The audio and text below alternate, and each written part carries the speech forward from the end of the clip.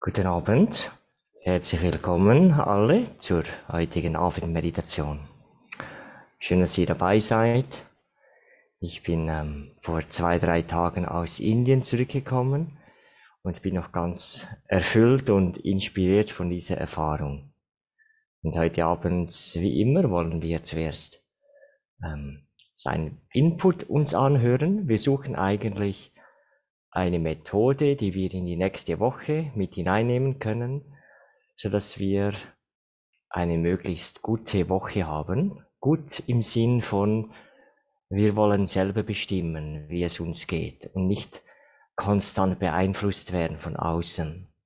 Wenn außen alles perfekt ist, dann geht es mir gut. Und wenn es draußen Herausforderungen gibt, dann geht es mir nicht gut. So soll es nicht sein. Und da wollen wir jeweils eine Methode herausfinden für die nächste Woche. Ja, da wo ich war in Indien, es gibt verschiedene Erfahrungen, das ist rein das Äußere, wo man Menschen aus der ganzen Welt trifft. Ich habe an einem Retreat teilgenommen, da waren Leute aus über 100 Ländern. Und so wirklich, es gibt, glaube ich, so 170 oder 80 Länder und das heißt so, von der Hälfte der ganzen Welt trifft man sich und einige kenne ich schon seit 20 Jahren und man wächst miteinander, man geht miteinander durch dieselben Schwierigkeiten hindurch und so der Austausch über den spirituellen Weg, das ist immer etwas sehr Erfüllendes.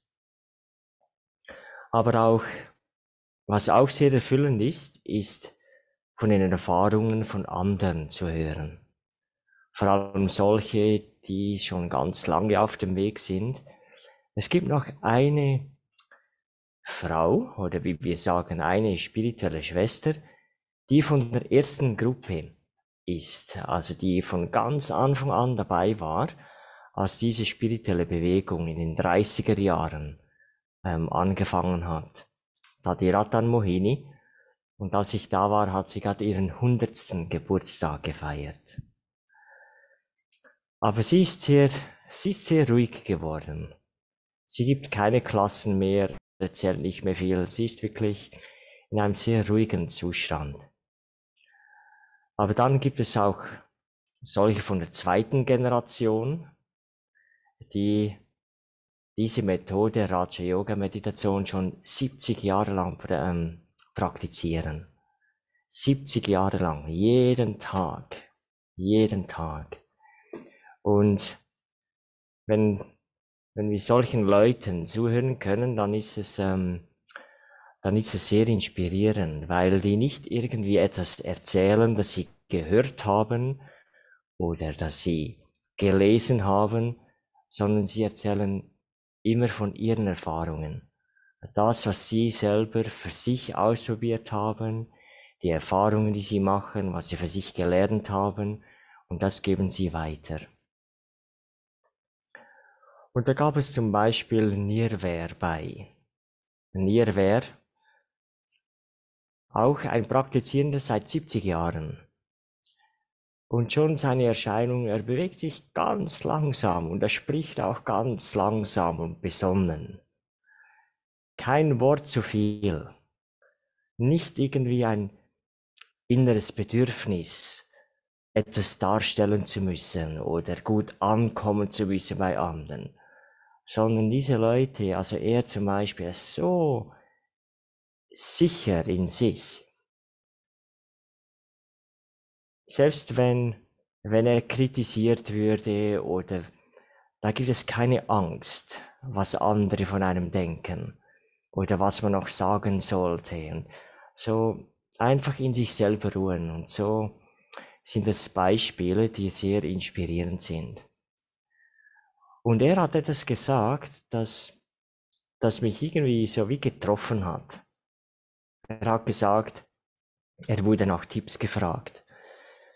Und er hat gesagt, denkt mal darüber nach, wie schädlich Negativität für euch ist in eurem Leben.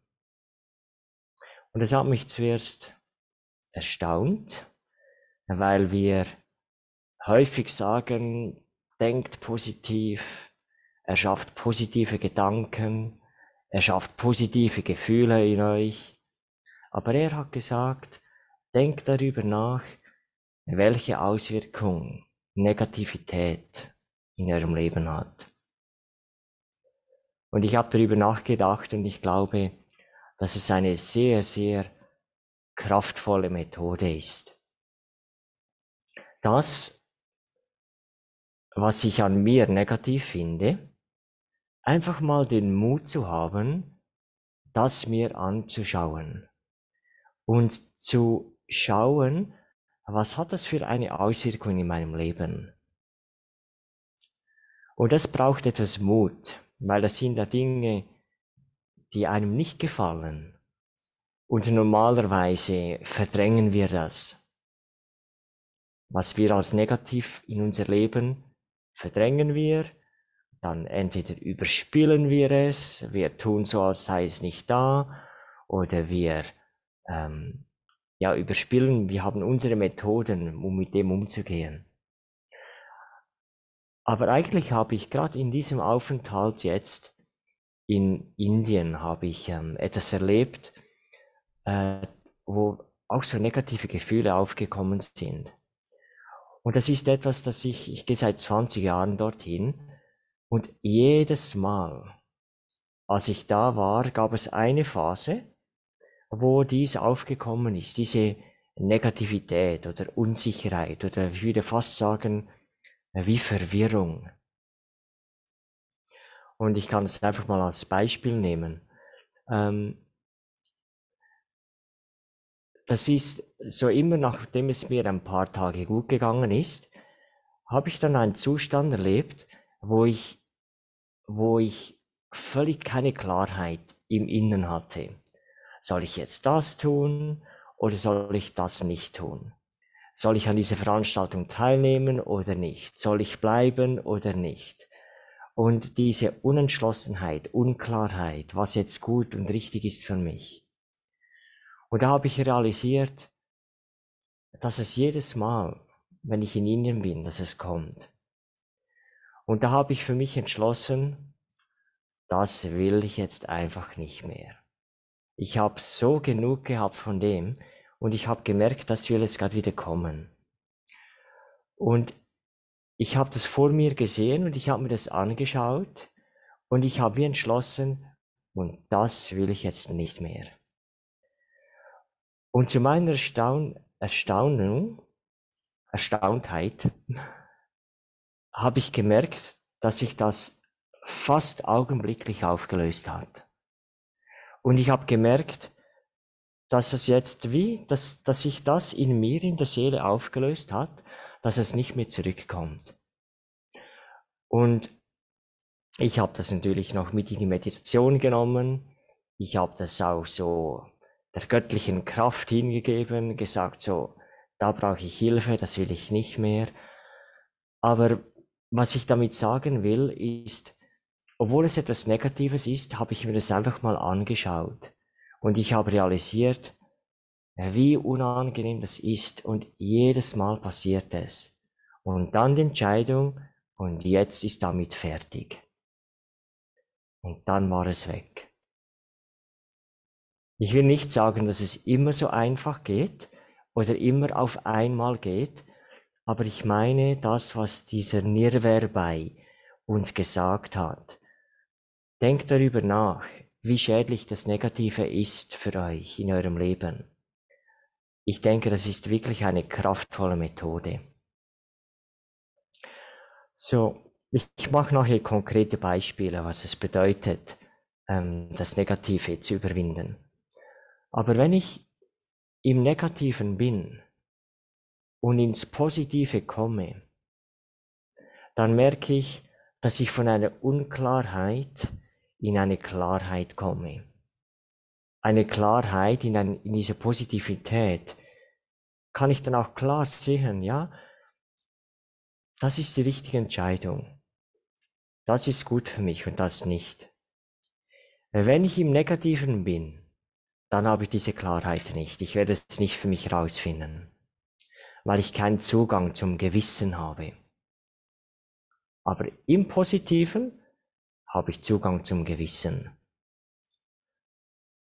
Und wenn ich vom Negativen ins Positive komme, meine ganze innere Gefühlswelt ändert sich. Alles wird weicher, alles wird klarer, meine Entscheidungskraft funktioniert, mein Selbstrespekt. Ich habe ganz ein anderes Gefühl für mich. Wenn ich im Negativen bin, rege ich mich vielleicht auf über etwas oder über jemanden, aber selber fühle ich mich auch nicht gut mit mir. Es ist nicht möglich, dass ich mich im Frieden mit mir selber fühlen kann, wenn da negative Gefühle sind. Also immer wieder ins Positive kommen. Und vor allem, mein Ausblick ändert sich. Wenn ich im Negativen bin, dann ist diese innere Gefühlslage färbt meine ganze Blickweise. Alles, was ich sehe, interpretiere ich dann aus dieser Negativität heraus. Und nichts ist dann gut. Selbst wenn jemand es gut meint mit mir, wenn ich diese Negativität habe, negativen Ausblick, dann zweifle ich am anderen. Und ich habe vielleicht vertraue nicht, ja, ist es wirklich ernst gemeint. Aber wenn ich positiv bin, dann sehe ich das Positive im Außen und das Negative kann ich einfach hinnehmen, ich kann damit umgehen. Also die Methode ist, sich die negativen Gefühle anzuschauen und einfach sich zu überlegen, was macht es eigentlich mit mir? Zum Beispiel negatives Gefühl Ärger oder irritiert sein, genervt sein. So, wir alle, niemand von uns lebt isoliert. Entweder leben wir mit anderen Leuten zusammen oder wir arbeiten mit anderen Leuten zusammen. So, in unserem Leben gibt es andere Menschen. Und da gibt es zum Teil Beziehungen oder Situationen, wo wir uns immer wieder aufregen, wegen kleinen Sachen, wegen etwas Kleinem. Und jetzt, wenn ich mir anschaue, was es mit mir macht, was es bedeutet für mein Leben, wenn wegen etwas Kleinem ich immer wieder in diese Negativität komme. Wenn ich mal das ganz klar von mir sehe, dann kann ich die Entscheidung fassen, nein, das will ich jetzt einfach nicht mehr. So, das ein Beispiel als Ärger. Und dann kann ich dann anstatt die Schwächen von jemandem sehen, kann ich mich aufs Gute konzentrieren. Und wie die Schwäche von jemandem ausblenden. Anstatt jedes Mal mich aufzuregen, zu sagen, okay, diese Person macht es so. Ich würde es anders machen, aber das heißt ja nicht, dass der andere total falsch liegt. Dass der das genau gleich machen muss wie ich. Dass er gleich sein muss wie ich, gleich denken muss. Nein, wir alle sind verschieden. Einfach akzeptieren. Oder ein anderes negatives Gefühl, das ich mir anschauen könnte, ist zum Beispiel sich Sorgen machen. Sich Sorgen machen ist ein sehr unnützes Gefühl, eine unnütze Emotion, weil es überhaupt nichts bringt. Es trägt nichts zur Lösung bei. Sorgen machen über meine eigene Zukunft ist absolut sinnlos. Sondern die Frage ist, was kann ich jetzt machen, dass es mir jetzt gut geht? Und das wird sich auch positiv auf die Zukunft auswirken. Oder was muss ich heute anfangen, damit es dann in der Zukunft Früchte trägt? So nicht Sorgen machen, sondern aktiv meine Zukunft gestalten. Sorgen machen über die Zukunft von anderen. Bringt es etwas? Es bringt nie etwas. Es kann nichts bringen, im Gegenteil. Sorgen machen ist eine niederschwingige Energie, die ich aussende und die unterstützt nicht, das erschafft nichts Gutes, nichts Neues. Sorgen sind sinnlos. Es ist einfach eine Gewohnheit. Ich habe mir das angewohnt, ich kann mir das auch wieder abgewöhnen. Wenn sorgenvolle Gedanken kommen, einfach mich erinnern, nein, bringt nichts. Aufhören. Angst, genau dasselbe, beleidigt sein. Beleidigt sein, wenn andere etwas sagen, ist auch eine Gewohnheit. Ich kann mir angewöhnen zu sagen, okay, andere dürfen sagen, was sie wollen. Diese Einstellung mir angewöhnen. Oder dann die Methode ist eben mir anschauen, wenn ich wegen kleinen Dingen immer wieder beleidigt bin. Diese Auswirkungen in meinem Leben. Immer wieder dieselben Gefühle. Lass mich entscheiden, fertig damit. Als letztes Beispiel Reue. Immer wieder dieselben Gedanken von Reue. Hätte ich doch. Aber wenn wir Reue empfinden, wir müssen eine Lektion lernen, klar. Aber wenn die Lektion gelernt ist, dann einfach loslassen. Und wenn wir weiterhin Reue empfinden, heißt es, dass ich etwas nicht verstanden habe im Leben. Und zwar, dass ich in dem Moment das gemacht habe, was ich dachte, es sei richtig. Oder das, was ich geschafft habe. Und jetzt natürlich stehe ich an einem anderen Ort. Natürlich würde ich jetzt anders entscheiden. Reue loslassen. So, wir wollen uns jetzt das noch kurz so anschauen. Ich finde, dieses Bild passt sehr schön, wenn jetzt wir diese Übung in die Woche nehmen wollen. So diese Frau, die diesem Drachen einfach mal ins Gesicht schaut, anstatt zu vermeiden, zu verdrängen, so tun, als ist das Negative nicht da, den Mut haben, sich hinzusetzen und schauen, aha, ja, okay, das ist da. Und wir werden sehen, dass es alles halb so schlimm ist, das Negative. Dass es gar nicht so tragisch ist, wie wir das denken. Die Übung für diese Woche ist folgendermaßen. Zuerst wähle ich mir eine negative Emotion aus. So, ich kann am Abend, kann ich mich hinsetzen mit einer Tasse Tee und ich denke, also jetzt schaue ich mir mal, was passiert da wiederholt in meinem Leben, was eigentlich unangenehm ist. Und dann, anstatt wegzuschauen, zu verdrängen, akzeptiere ich, okay, das ist da, kein Problem. Ich gewinne Abstand und ich bleibe einfach positiv. Der dritte Schritt. Mit Abstand betrachten, wie diese Emotion sich in meinem Leben auswirkt. Was bewirkt diese Emotion? Und dann werde ich sehen, dass mir das immer wieder Leid bereitet.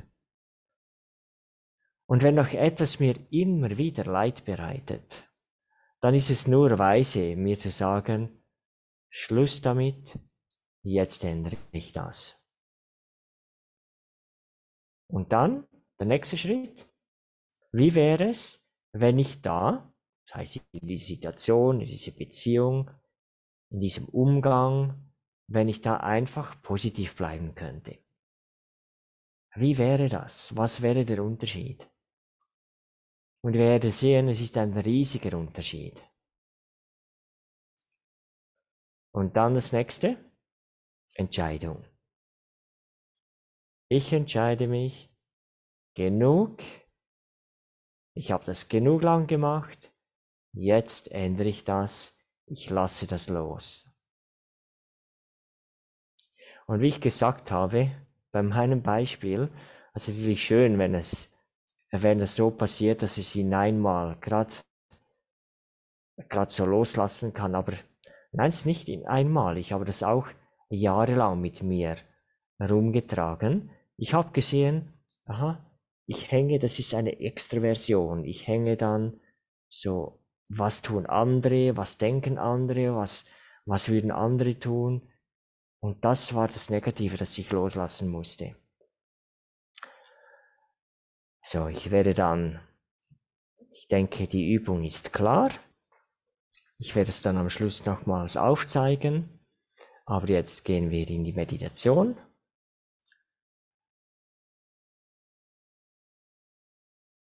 Vielleicht haben einige versucht, in den Chat zu schreiben. Ich werde den Chat nachher auftun.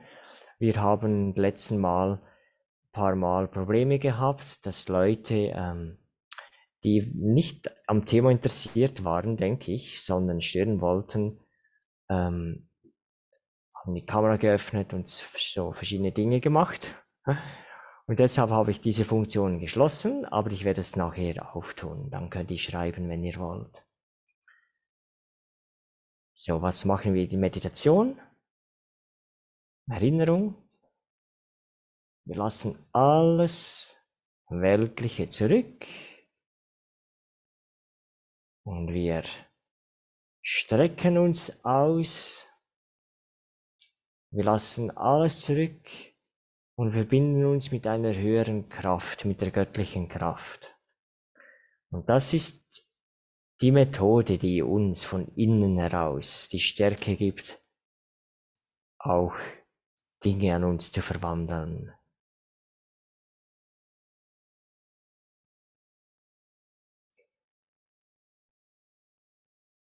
Gut, und dann könnt ihr die Augen schließen, wenn ihr möchtet, oder offen halten.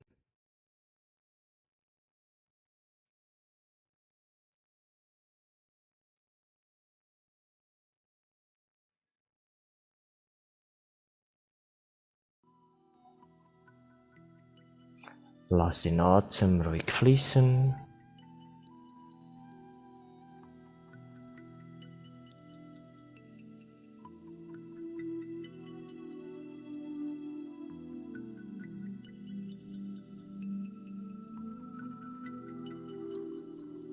Und stellt euch vor, dass ihr von einer positiven, warmen Energie umgeben seid.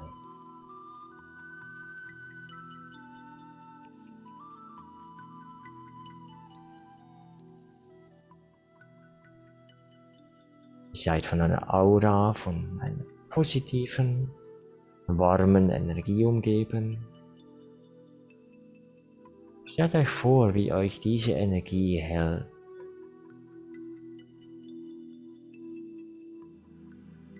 Wie eine Mutter, die ihr Kind im Arm hält.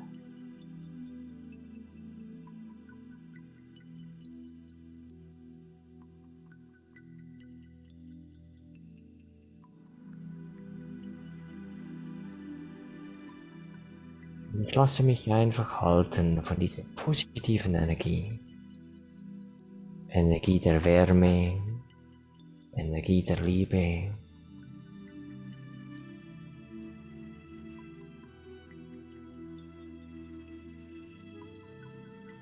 Ich merke, wie ich da entspannen kann.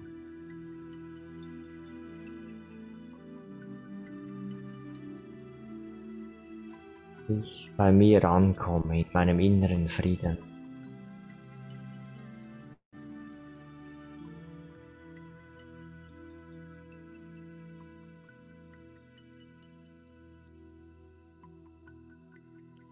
Und stellt euch vor, wie diese Energie, die mich umgibt,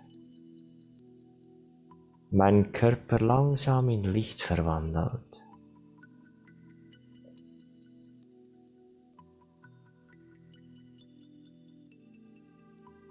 Diese Energie durchdringt mich mehr und mehr.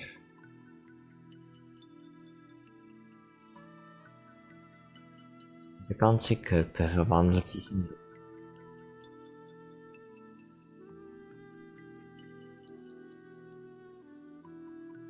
durchsichtiges Licht.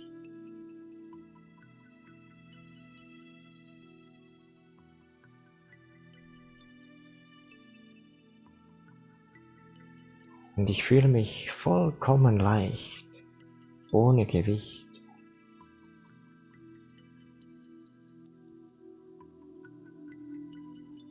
frei von Beeinflussung von außen.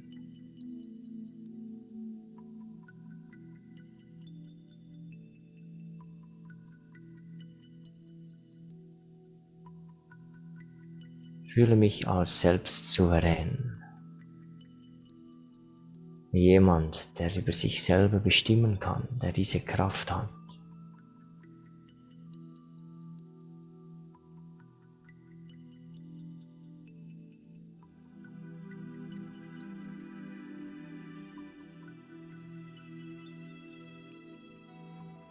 Und stell dir jetzt vor, wie auch dieser Lichtkörper sich auflöst. Und alles, was zurückbleibt, bist du, die Seele, ein winziger Lichtpunkt.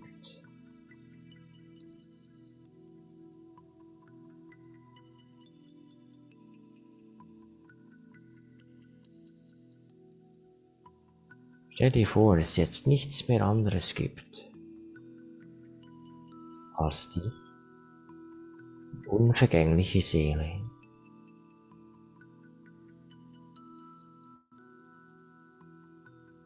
Die Seele, die nie geboren wird und nie stirbt.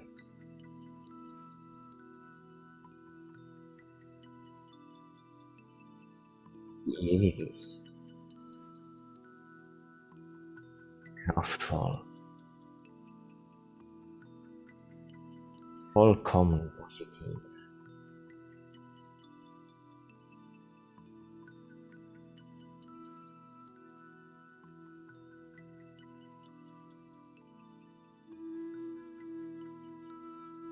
Stell dir diesen Lichtpunkt vor und wie er stärker und stärker strahlt.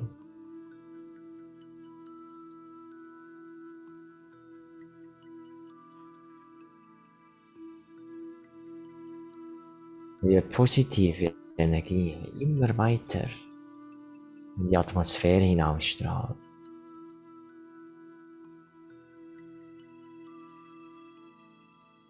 Frei von Negativen. Frei von Sorgen.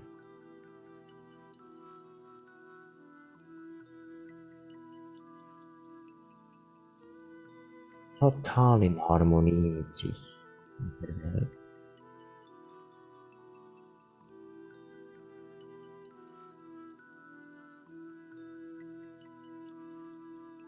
Geladen mit innerer Kraft.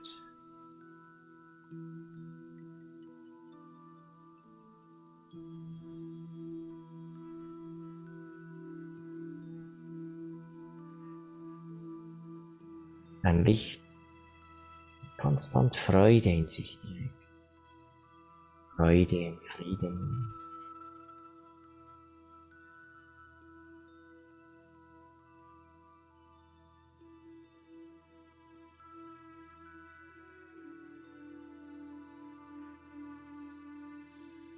Und dann verbinde ich mich mit diesem Bewusstsein, das immer in diesem Zustand ist. Mit dem göttlichen Bewusstsein.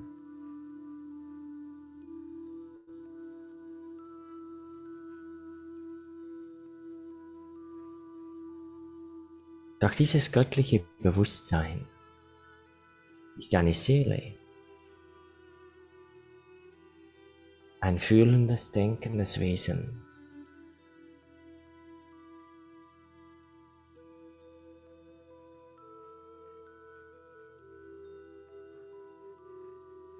Und ich bin es Angesicht zu Angesicht mit diesem göttlichen Bewusstsein.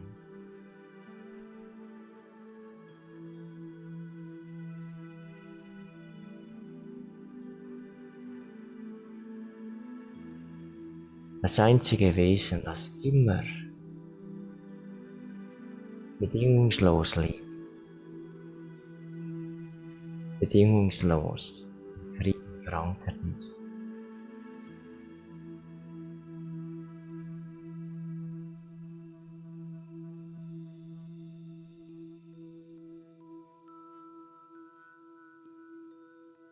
Ich stelle mir vor, wie dieses Wesen mich anschaut.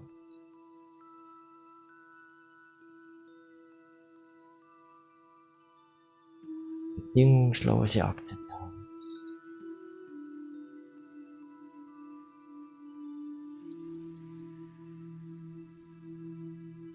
Vollkommene Liebe für das, was ich bin.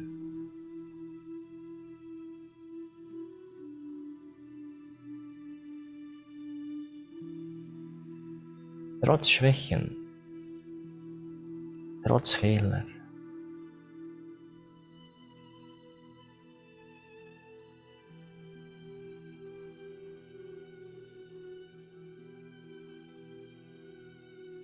Und ich schaue einfach in dieses Licht und ich stelle mir vor, wie sich jeder Schatten in jeder Seele auflöst.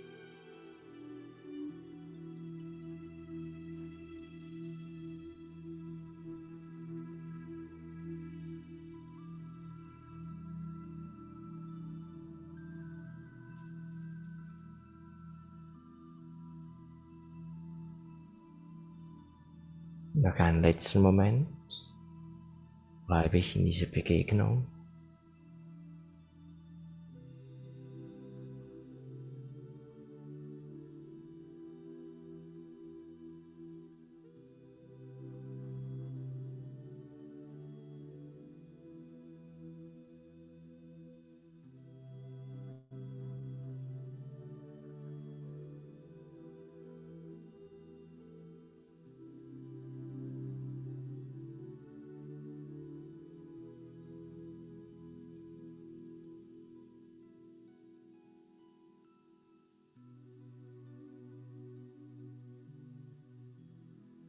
Und dann kann ich meine Augen wieder öffnen, ohne aber diesen inneren Frieden loszulassen. Ich bleibe in dieser Erfahrung.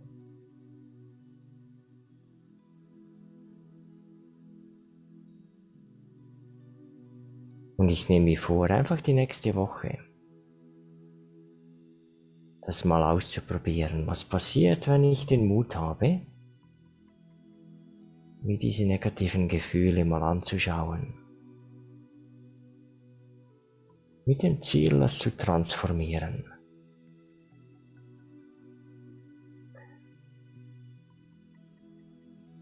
Ich danke allen fürs Dabeisein. Und bis zum nächsten Mal. Ich wünsche euch eine sehr schöne Woche. Ich habe den Chat aufgetan. Wenn ihr eine Bemerkung schreiben wollt oder eine Frage, kann das tun. Und sonst wünsche ich euch alles Gute. Bis zum nächsten Mal. Om Shanti.